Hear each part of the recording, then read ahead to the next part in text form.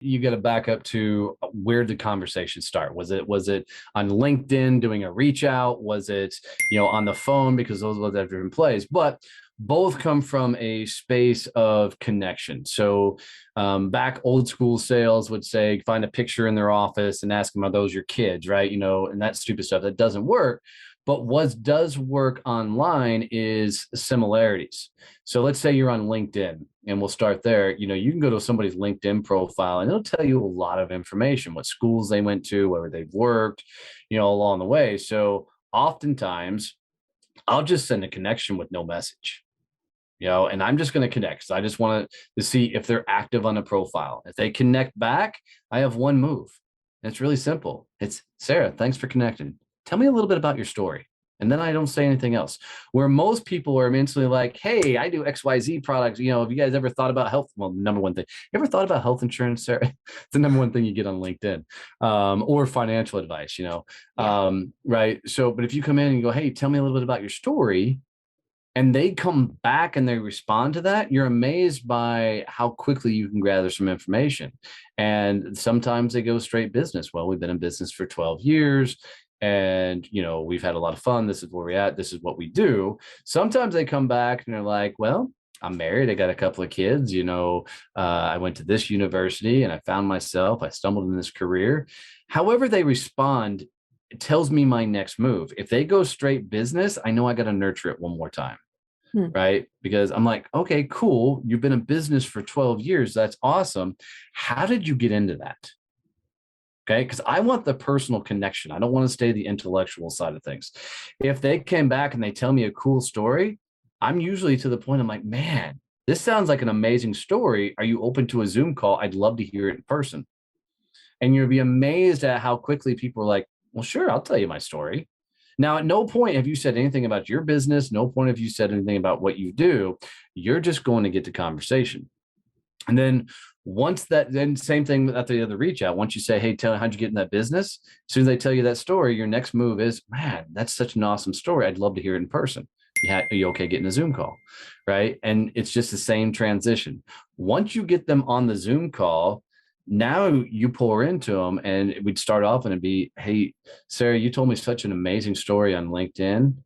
Walk me through it. I'd really love to hear it from your own words. Don't say shit about you. Don't say shit about your business.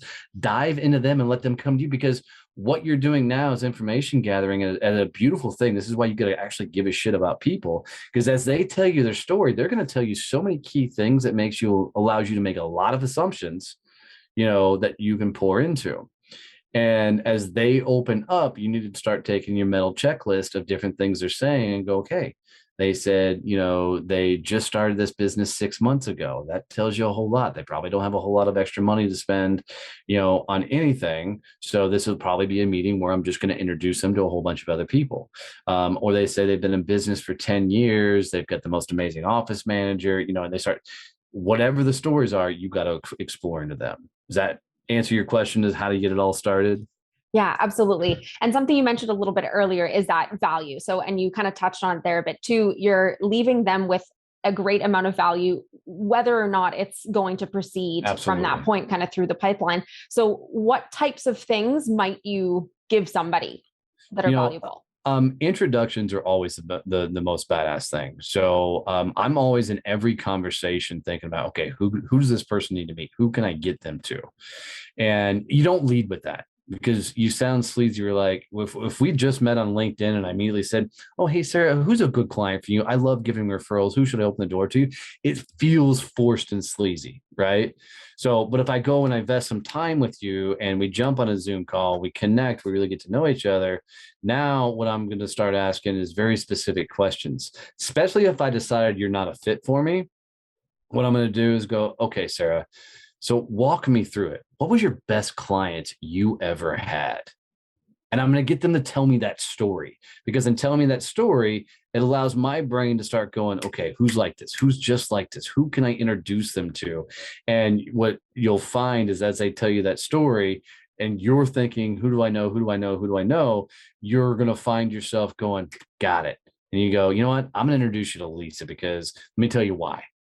And then you send the introductions. And, usually if I sit with anybody, I'm going to make 2 or 3 introductions before that call's over. And I'm going to make them right then and there. So they know I'm not full of shit. And I'm going to like, look, on LinkedIn right now, if you'll check Messenger, I just sent you an introduction to Lisa. And my introductions are always funny as shit because I'm like, Sarah, go meet Lisa, have a Zoom call. I don't say shit else, right? Because I don't want to fuck up their deal for them. Like, just go have a conversation. And so introductions are always amazing value. If you're a coach, a consultant, something like that, coach them gently, nurturing, give them free advice. It's 100% okay to pour into their world a little bit. If you run a marketing firm, tell them 2 or 3 things that they can do on their own for marketing.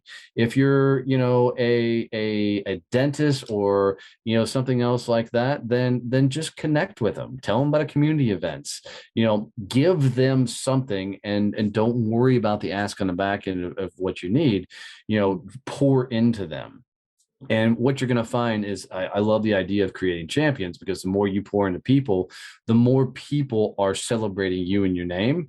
And so more people start showing up in your world and they're like, dude, I hear your fucking name everywhere. And I'm like, right. That's how you know when you're doing the shit the right way.